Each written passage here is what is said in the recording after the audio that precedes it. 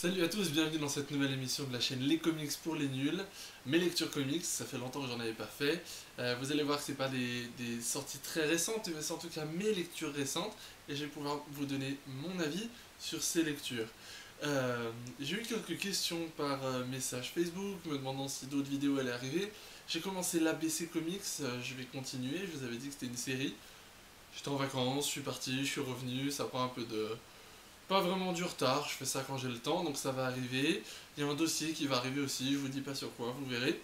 Mais voilà, aujourd'hui, mes lectures comics. On va parler un petit peu de kiosque, il y aura de la librairie, et puis je vais vous présenter un livre sur des comics à la fin. On commence en kiosque par quelques sorties, principalement du Panini, du Marvel chez Panini. Premièrement, Star Wars. Je vais le sortir de son petit emballage pour vous montrer des planches parce que Star Wars numéro 2, le numéro 1 m'avait complètement enchanté. Le seul problème de ce magazine, c'est que c'est un bimestriel et que ça paraît tous les 2 mois et qu'on aurait envie d'en avoir tous les mois tellement c'est bien. C'est encore une fois très très bien dessiné. Moi j'aime beaucoup. Regardez ça. On a dedans deux séries. On a d'abord la série Star Wars, ensuite la série Dark Vador. euh, qui, euh, qui sont vraiment toutes les deux de bonne facture. Il y a d'autres séries qui sont sorties ces derniers temps chez Marvel Star Wars. Il y a eu une sur un petit padawan, j'ai oublié son nom. Il y a une sur Lando Calrissian. Voilà, je sais pas si elles vont arriver dans le mensuel Star Wars ou si elles vont sortir le bimestriel Star Wars ou si elles vont sortir directement en librairie. En tout cas, moi j'ai vraiment envie de les lire. Si ça sort en librairie, je les achèterai parce que c'est vraiment cool. Regardez Boba Fett, vraiment bien dessiné. Moi j'aime beaucoup. J'aime vraiment beaucoup. Toujours des grands noms aussi. Hein, c'est toujours Jason Aaron et John Cassaday pour la série Star Wars. Et puis pour Dark Vador, c'est Kieron Gillen au scénario et Salvador Larroca au dessin. J'aime beaucoup. Euh, Dark Vador dessiné par Salvador Larroca. Je trouve très proche de la manière dont on le voit dans les films, mais avec un petit quelque chose en plus, je sais pas, c'est juste beau et les mouvements, les actions sont assez bien retranscrits, je trouve. En tout cas, Marvel signe vraiment une réussite avec cette série Star Wars, une réussite qui se transfère évidemment sur Panini, qui édite en France. Voilà, un très très bon magazine, j'aimerais juste en avoir plus. Voilà, c'est le seul défaut de ce magazine, c'est que c'est bimestriel. Et qu'on en voudrait plus, Panini, augmentez la pagination, mettez-nous d'autres séries dedans, mettez les autres séries Star Wars en kiosque s'il vous plaît, augmentez la pagination, augmentez le rythme de parution, et ça sera juste parfait quoi, parce que nous on kiffe et on en veut plus. Un autre magazine vraiment cool que j'attendais, et c'est un numéro 1, c'est Ant-Man. Alors évidemment, le mensuel Ant-Man sort à peu près en même temps que le film. Personnellement, j'ai pas encore vu le film, je sais, je mets du temps, mais j'étais en vacances, tout ça, voilà. Je vais aller le voir la semaine prochaine. Mais voilà, Ant-Man, j'avais en fait déjà lu les numéros qui sont dedans, qui sont ici, je les avais déjà lus. Parce que quand Ant-Man a commencé à apparaître en VO, j'avais commencé à acheter la VO. Et quand Panini a annoncé que ça allait paraître en VF, j'ai tout simplement arrêté d'acheter la VO parce que c'est moins cher en VF. Donc on a dans ce magazine deux numéros d'Ant-Man, normal. Ça c'est aussi un bimestriel. Donc on aura tous les 2 mois 2 numéros, au lieu d'avoir un numéro par mois, mais parce que dedans, il va mettre quasiment que du Ant-Man. Et je dis quasiment parce qu'il y a une autre série là-dedans, et j'ai pas tout à fait compris pourquoi. C'est Iron Man Titanium.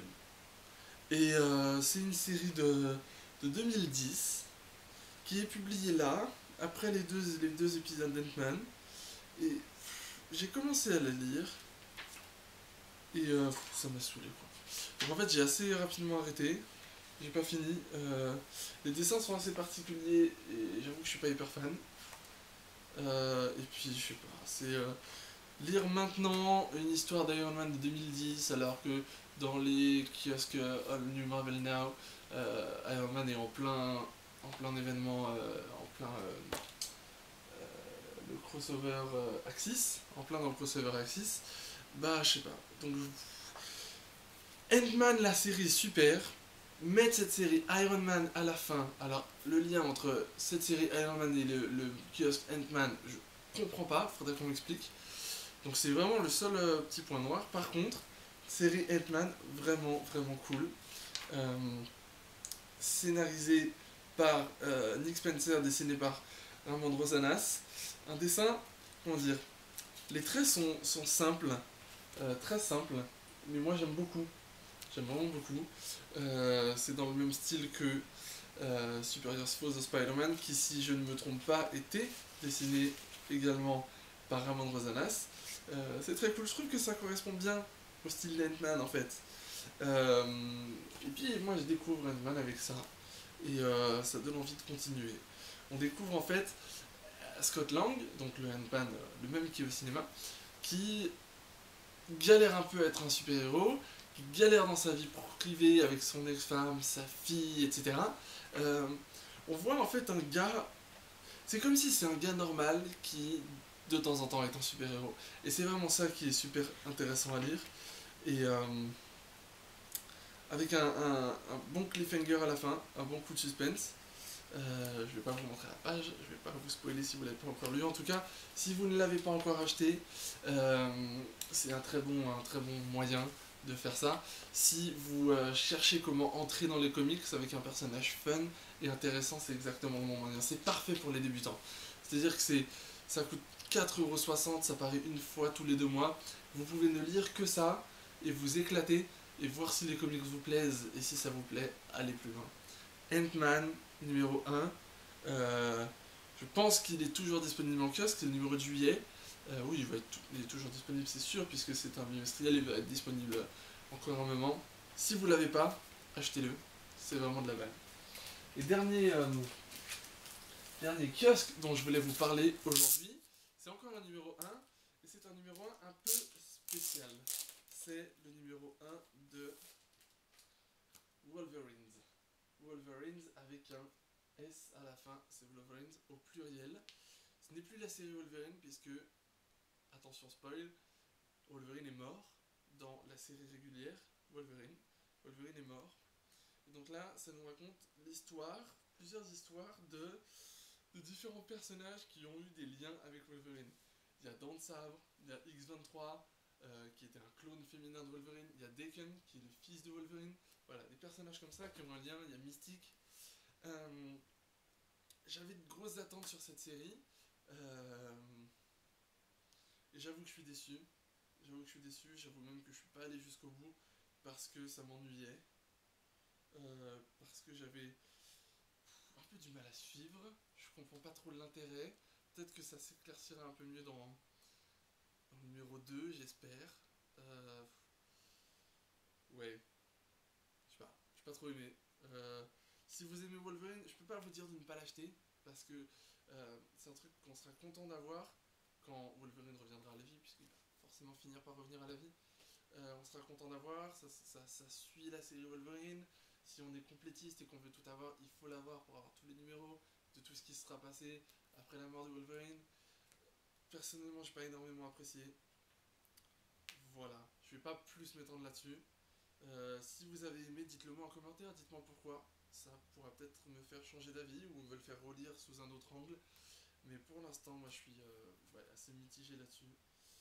Dommage quoi, j'attends le numéro 2, voir si ça va un peu changer mon opinion. Et puis je vais vous parler d'un dernier truc en librairie, et là on passe chez DC Urban Comics. C'est Batman No Man's Land tome 5. C'est sorti il y a déjà un petit moment, mais moi je l'ai eu cette semaine. No Man's Land, c'était la grosse saga dans laquelle Urban s'est lancé sur Batman après nous avoir fait plein de choses. Je pense que vous voyez derrière moi le côté Batman là, où il y a eu Nightfall, qui était la grande saga, on a eu Cataclysme, et puis après on a eu No Man's Land. C'est bientôt fini, c'est le tome 5, et c'est une série en 6 tomes, donc plus qu'un tome après ça. Un tome vraiment intéressant.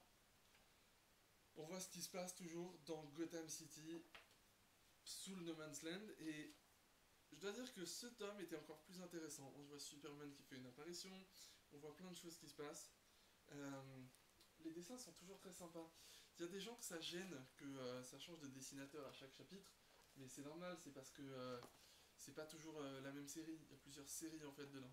Puisque si on regarde, on a là-dedans des numéros de Legends of the Dark Knight, Batman Shadow of the Bat, Robin, Batman Detective Comics, Batman Chronicles et Azrael Agent of the Bat, et aussi Catwoman.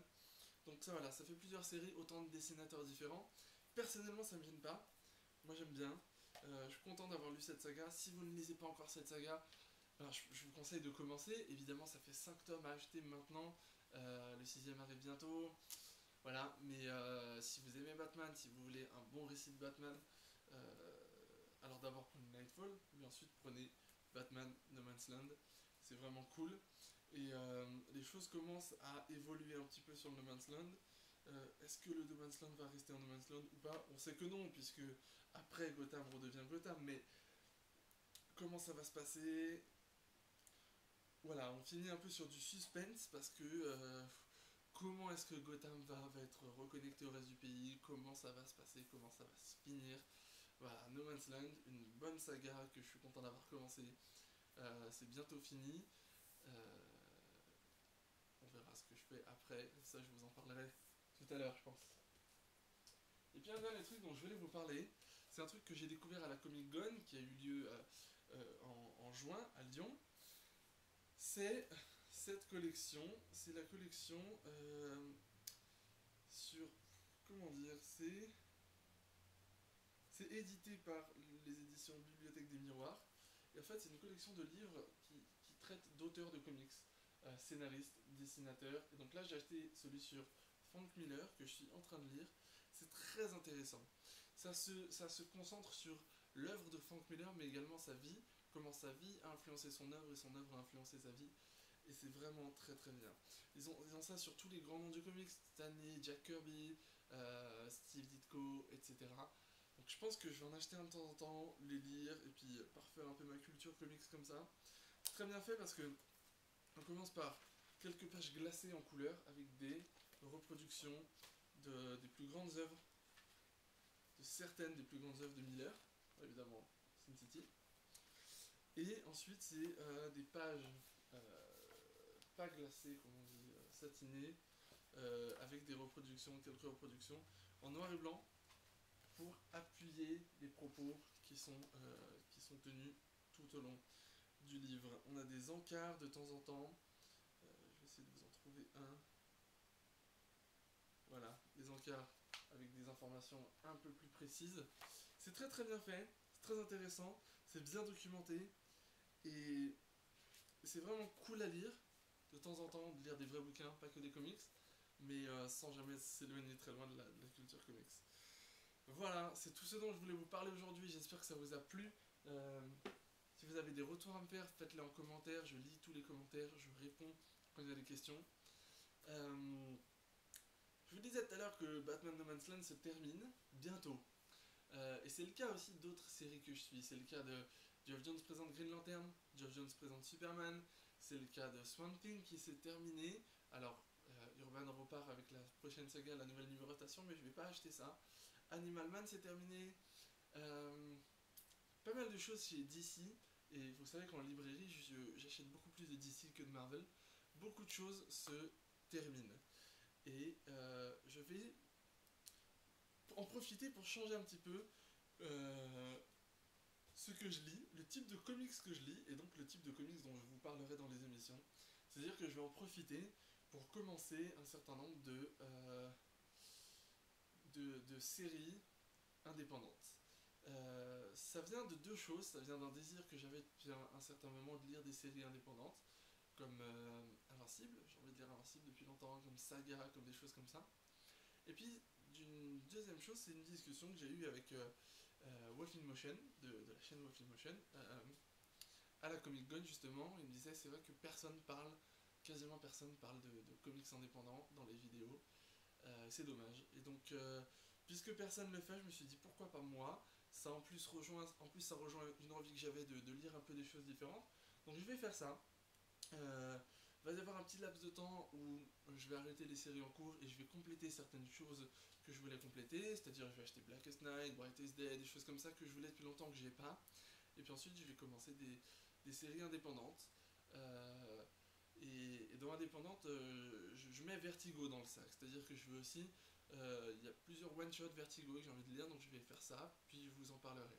Je vais continuer à lire tous les kiosques que je lis, hein, c'est-à-dire tous les kiosques de chez Urban, quasiment tous les kiosques de chez Marvel, à part quelques-uns, à part l'univers Ultimate, à part X-Men Universe, tout ça.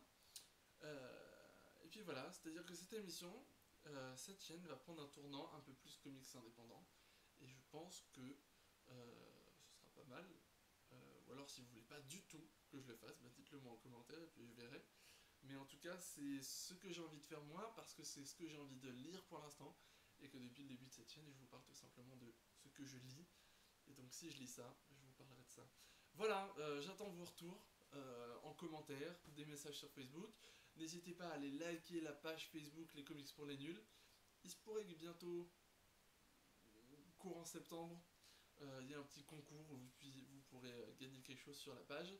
Et puis vous avez toutes les infos sur la page. J'ai lancé un blog aussi où je vais poster des choses. Alors n'hésitez pas à aller liker la page, abonnez-vous à la chaîne pour rien louper, allez consulter le blog. Et puis surtout, emmenez des comics à la plage cet été. Et puis lisez-les, prêtez-les, faites des adeptes. Et puis qu'on soit encore plus de lecteurs de comics en France. Allez, ciao!